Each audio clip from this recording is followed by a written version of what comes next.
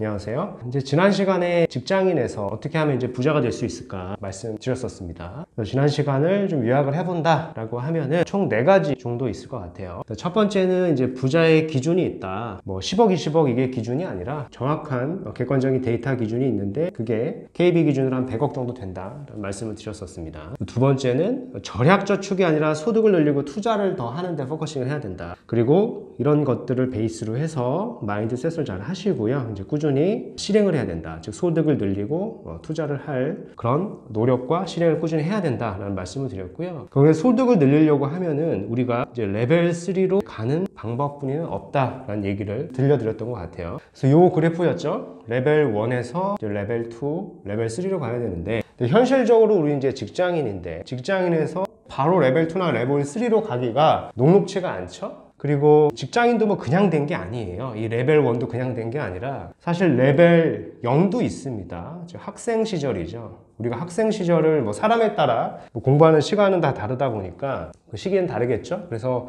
보통 일반적으로 뭐 20년 많이 공부하시는 분은 30년 이상도 공부를 해가지고 내가 직장인이 됐는데 뭐 직장 생활 자체를 헛되이 보낼 수가 없는 겁니다. 그러면 직장 생활을 내가 하면서 어떻게 이렇게 스무드하게 넘어갈 수 있고 이제 부자가 될 수 있는지 그런 말씀을 좀 더 덧붙여서 설명을 드려보면은 저는 이 2가지 원칙을 좀 지켜야 된다라고 생각을 합니다. 즉 이제 단순하게 노동 소비를 하는 게 아니라 근로를 하면서도 이 노동 투자라고 하는 걸 할 수가 있어요. 이게 무슨 말이냐라고 하면은 뭐 직장 생활 하다 보면 뭐 이런 얘기 많이 들었을 겁니다. A라고 하는 일을 직장 상사가 맡겼는데 단순하게 그냥 일을 처리하기 위해서 하는 게 아니라 정말 그 일을 왜 시켰는지 그거를 만들어낸 사람, 그러니까 일을 기획한 사람, 말 그대로 그거죠. 이제 소비자의 입장이 아니라 생산자 관점에서 그걸 바라봐라 라는 거죠. 그 일을 왜 기획을 했으며 그걸 왜 시켰는지, 그러니까 본인이 어떤 사장의 마인드를 가지고 그 일을 바라보면은 내가 노동 소비가 아니라 이걸 노동 투자로 바꿀 수가 있어요. 그래서 노동 투자로 바꾸게 되면은 단순하게 직장 생활을 하는 게 로스가 아니라 이런 개인 사업이나 이제 법인으로 갈 때 도움이 될 수 있다. 그게 이제 본인 사업처럼 생각을 하다 보면은 이제 마인드 자체가 바뀌고요. 보는 시야가 달라지게 됩니다. 그래서 노동 소비가 아니라 될 수 있으면은 직장 생활 할 때부터 노동 투자를 해라 라는 저는 이런 얘기를 좀 드리고 싶고요. 두 번째는 이제 자본 소비가 아니라 자본 투자를 해라 라는 건데 우리가 학생을 너무 오랜 기간 머물러 있었잖아요. 그래서 직장이 되면은 월급을 200~300만 원 받다 보니까 그동안 못 사고 싶었던 걸 많이 소비를 하게 됩니다. 근데 이런 것들이 사실 일시적이에요. 이제 소비를 통해서 내가 어떤 만족을 얻는 것은 일시적이기 때문에 그런 것보다는 이제 자본 투자로 가야 된다. 이제 투자 마인드를 가지고 빠르게 투자를 해야 된다라는 의미에서 이렇게 2가지 원칙을 저는 말씀을 드리겠고요. 이거를 잘 지키면은 결국엔 직장 생활 하면서도 내가 레벨 2나 레벨 3로 갈 수 있다라는 말씀을 드려봅니다. 그리고 요거를 좀 더 이제 브레이크 다운 해보면은 한 4가지 정도가 더 있어요. 즉 이제 절약 저축은 어떤 특정 목적을 가져야 된다라고 제가 적어놨죠. 그러니까 특정 목적이라고 하는 게 뭐냐면 우리는 흔히 이제 직장 생활하면서 이제 절약 저축을 하는데 단순하게 그냥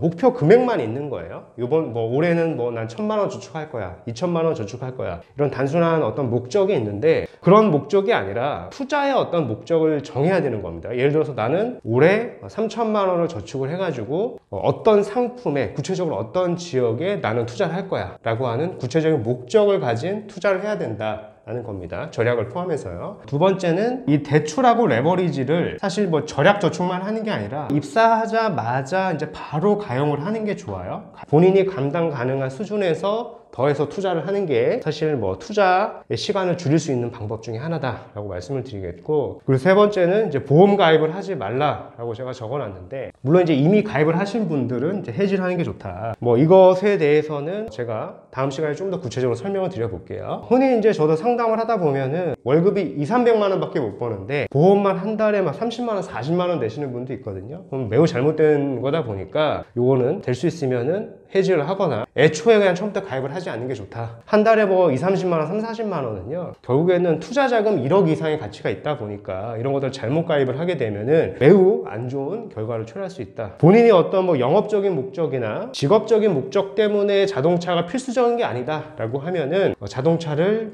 구입하지 않는 것이 좋다. 그래서 결국에는 우리가 레벨 3로 가야지만 부자가 되는 길이긴 한데 직장인 상황에서도 개인 사업이나 법인으로 가는 준비를 할 수 있다라는 얘기고요. 그 핵심이 되는 게 이 노동 소비가 아니라 이제 노동 투자를 해야 된다. 그죠? 직장 생활을 하면서. 그리고 이제 자본 소비가 아니라 자본 투자를 해나가야 된다라는 말씀으로 좀 오늘은 정리를 해 보겠습니다.